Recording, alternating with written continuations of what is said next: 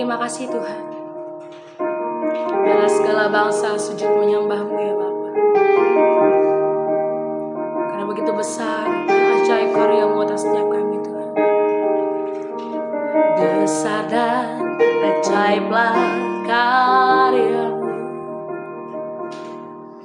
adil dan benarlah jalan-Mu, Raja segala bangsa yang maha kuasa, mulia nama-Mu, besarlah, besar dan ajaiblah karya, adil dan benarlah jalan-Mu.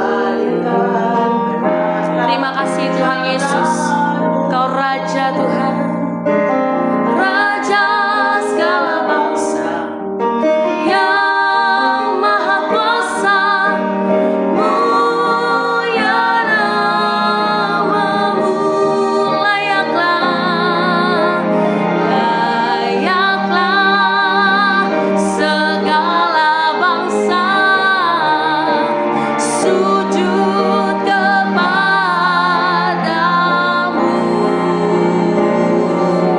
sebab Kau Allah yang kudus, layak disembah. Sungguh besar Engkau Tuhan, besar dan ajaiblah karya-Mu, adil dan benarlah jalan-Mu. Engkau Raja atas segala bangsa Tuhan, Raja segala bangsa yang maha kuasa, mulia nama-Mu, layaklah segala bangsa sujud kepadamu,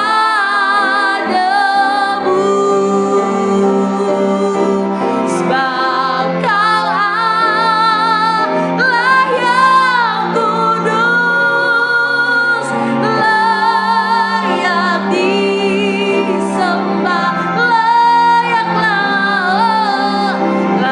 Layaklah segala bangsa sujud kepadamu,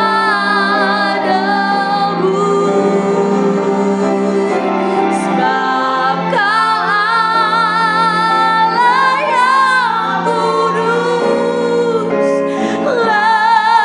yang kudus, layak disembah,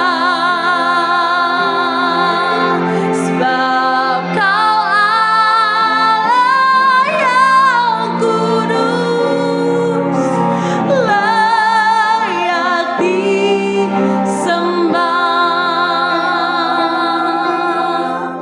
sebab Kau Allah yang kudus, yang layak kami sembah Tuhan. Hari ini kami mau terus diajar Tuhan, mulai renungan, ajar kami memahami dan mengerti, dan kami boleh melakukannya dalam kehidupan kami sehari-hari ya Tuhan. Terima kasih Tuhan Yesus. Kami berdoa dan mengucap syukur. Haleluya. Amin. Shalom Bapak Ibu dan Saudara-saudari, kita bertemu kembali di dalam perenungan intim dengan Allah, yang pada kesempatan ini akan membahas mengenai perlunya bersyafaat. Firman Tuhan yang akan kita pelajari bersama terdapat pada kitab Keluaran 32 dengan fokus pada ayat ke-11 sampai dengan 14 dan ayat 30 sampai dengan ayat 32. Berikut adalah firman Tuhan di dalam kitab Keluaran 32 ayatnya yang ke-11 sampai dengan 14. Lalu Musa mencoba melunakkan hati Tuhan Allahnya dengan berkata, "Mengapakah Tuhan murka-Mu bangkit terhadap umat-Mu yang telah Kau bawa keluar dari tanah Mesir dengan kekuatan yang besar dan dengan tangan yang kuat? Mengapakah orang Mesir akan berkata, Dia membawa mereka keluar dengan maksud menimpakan malapetaka kepada mereka dan membunuh mereka di gunung dan membinasakannya dari muka bumi? Berbaliklah dari murkamu yang menyala-nyala itu dan menyesalah karena malapetaka yang hendak kau datangkan kepada umatmu. Ingatlah kepada Abraham, Ishak, dan Israel hamba-hambamu itu, sebab kepada mereka engkau telah bersumpah demi dirimu sendiri, dengan berfirman kepada mereka, Aku akan membuat keturunanmu sebanyak bintang di langit, dan seluruh negeri yang telah kujanjikan ini akan kuberikan kepada keturunanmu, supaya dimilikinya untuk selama-lamanya. Dan menyesalah Tuhan karena malapetaka yang dirancangkannya atas umatnya. Berikut adalah firman Tuhan di dalam kitab Keluaran 32, ayatnya ke-30 sampai dengan 32. Keesokan harinya berkatalah Musa kepada bangsa itu, Kamu ini telah berbuat dosa besar, tetapi sekarang aku akan naik menghadap Tuhan. Mungkin aku akan dapat mengadakan perdamaian karena dosamu itu. Lalu kembalilah Musa menghadap Tuhan dan berkata, bangsa ini telah berbuat dosa besar, sebab mereka telah membuat Allah emas bagi mereka. Tetapi sekarang kiranya engkau mengampuni dosa mereka itu, dan jika tidak, hapuskanlah kiranya namaku dari dalam kitab yang telah kau tulis. Demikianlah pembacaan firman Tuhan, berbahagialah kita yang mendengarnya dan tekun melaksanakannya. Bapak, Ibu, dan saudara-saudari, ketika Musa turun dari Gunung Sinai dan melihat umat yang menari-nari di sekitar anak lembu emas, sejarah keselamatan seakan berhenti sejenak. Bangsa yang baru saja diselamatkan dari Mesir, yang menyaksikan laut terbelah dan tiang awan menuntun langkah mereka, kini berbalik, menyembah buatan tangan sendiri. Dosa ini bukan sekedar pelanggaran hukum, melainkan pengkhianatan terhadap kasih. Mereka menukar kemuliaan Allah yang hidup dengan patung yang busuk. Maka murka Tuhan pun menyala-nyala dan Dia berkata kepada Musa, oleh sebab itu biarkanlah aku supaya murkaku bangkit terhadap mereka dan aku akan membinasakan mereka. Tetapi engkau akan kubuat menjadi bangsa yang besar. Keluaran 32 ayat yang ke-10. Dalam saat yang kelam tersebut, masa depan Israel tergantung pada satu hal. Apakah ada yang berdiri di antara Allah yang kudus dan umat yang berdosa? Disinilah kita melihat peran Musa sebagai pendoa syafaat. Ia berdiri di antara keadilan Allah dan kebinasaan Israel. Tidak ada pedang di tangan, hanya doa yang lahir dari kasih.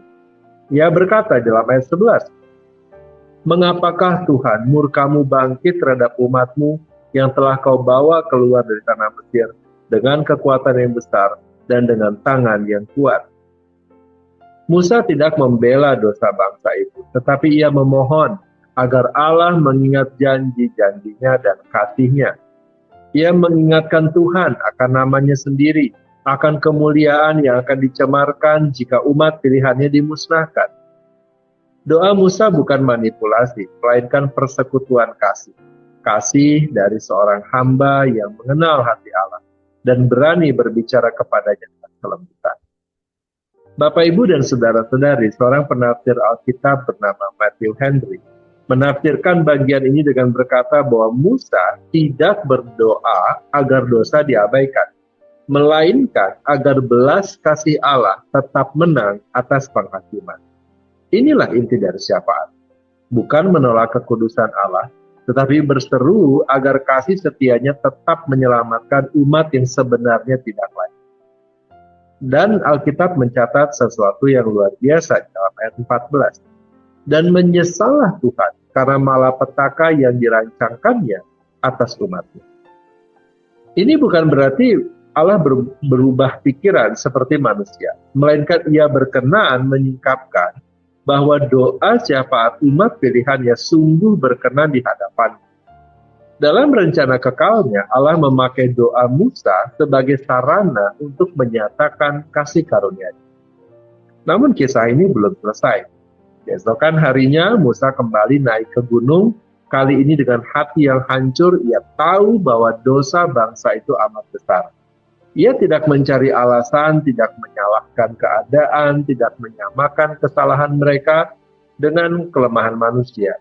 Ia hanya berkata, "Ah, bangsa ini telah berbuat dosa besar, sebab mereka telah membuat alat emas bagi mereka.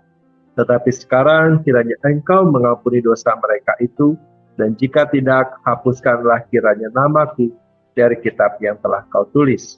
Ayat 31-32. Disinilah kasih seorang pendoa mencapai puncak. Ia tidak hanya memohon pengampunan, tetapi rela menjadi korban jika perlu. Musa bersedia dihapus dari kitab kehidupan demi keselamatan bangsanya. Kasih seperti ini bukan keberanian manusia, melainkan refleksi dari kasih Allah sendiri yang kelak dinyatakan sempurna di dalam Kristus. Bapak, Ibu, dan saudara-saudari, doa syafaat Musa adalah bayangan dari pekerjaan Kristus sebagai pengantara yang sejati. Sebagaimana Musa berdiri di antara Allah dan manusia, demikian pula Kristus berdiri di antara Allah dan manusia, bukan hanya dengan doa, tetapi dengan darahnya sendiri. Tidak ada doa yang sungguh-sungguh tanpa pengorbanan diri, sebab syafaat sejati selalu lahir dari kasih yang menanggung beban orang lain. Keluaran 32 menunjukkan kepada kita bahwa tanpa pendoa, bangsa itu binasa. Tanpa Musa, murka Allah akan memusnahkan seluruh umat. Tetapi dengan adanya seorang yang berdiri di antara Allah dengan manusia, sejarah keselamatan berlanjut. Doa orang benar, bila dengan yakin didoakan, sangat besar kuasanya. Yakobus 5 ayat 6. Ketika kita membaca bagian ini, kita diajak untuk menyadari bahwa dunia ini tetap berdiri karena masih ada orang-orang yang bersyafaat, orang-orang yang berlutut dalam keheningan memohon belas kasihan Tuhan. Doa mereka tidak selalu terdengar oleh dunia, tetapi Tuhan mendengar. Bapak, Ibu, dan saudara-saudari, kita pun dipanggil untuk menjadi pendoa bagi sesama.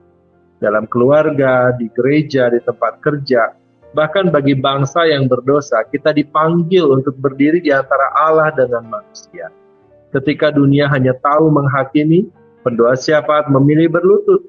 Ketika orang lain menyerah, pendoa tetap memohon. Inilah kasih yang tidak menyerah. Kasih yang tahu bahwa hanya anugerah yang bisa mengubah hati manusia. Tiap kali kita berdoa bagi orang lain, kita ikut mengambil bagian dalam karya Kristus yang terus-menerus memulihkan dunia. Mari kita berdoa. Bapa yang baik, kami berterima kasih dan bersyukur atas firman Tuhan dan untuk renungan yang telah kami dengar pada hari ini, yang mengingatkan kami akan Allah yang kudus, yang murka atas dosa, namun juga Allah yang panjang sabar dan berlimpah kasih setia. Seperti Musa yang berdiri di antara manusia dengan Tuhan, kami pun hari ini datang sebagai umat yang memohon belas kasih. Seringkali kami tergoda untuk menukar kemuliaan-Mu dengan berhala zaman ini, kenyamanan, kekuasaan, dan pengakuan manusia. Namun Engkau, ya Tuhan, tetap setia kepada janji-Mu. Karena itu kami bersyukur sebab di dalam Kristus kami memiliki pengantara sejati yang tidak hanya berdoa bagi kami, tetapi menyerahkan dirinya menjadi korban tebusan. Ya Tuhan, ajarlah kami menjadi umat yang mau berjalan dalam proses pembentukan. Kami berdoa bagi saudara-saudari kami yang bergumul dalam pekerjaan, keuangan, dan keluarga. Kiranya Engkau memberikan jalan keluar dan ketekunan tetap percaya. Bagi mereka yang sakit, kuatkan dan hiburkan mereka dengan kasih-Mu yang menyembuhkan. Bagi mereka yang sedang berada di persimpangan, tuntunlah agar mereka tetap memilih yang benar dan berkenan di hadapan. Terima kasih Bapa, kini kami kembali memohonkan kepada Tuhan. Kiranya Engkau memberkati kami dengan segala kebaikan dari Allah Bapa, cinta kasih dari Tuhan Yesus Kristus, serta persekutuan dengan Allah Roh Kudus yang menyertai kami, sampai kedatangan Tuhan yang kedua kali menjemput setiap kami yang percaya. Terima kasih Bapa, dalam nama Tuhan Yesus kami berdoa. Amin. Demikianlah pembacaan firman Tuhan dan perenungan intim dengan Allah pada kesempatan. Sampai bertemu kembali dalam perenungan intim dengan Allah berikutnya. Tuhan Yesus memberkati.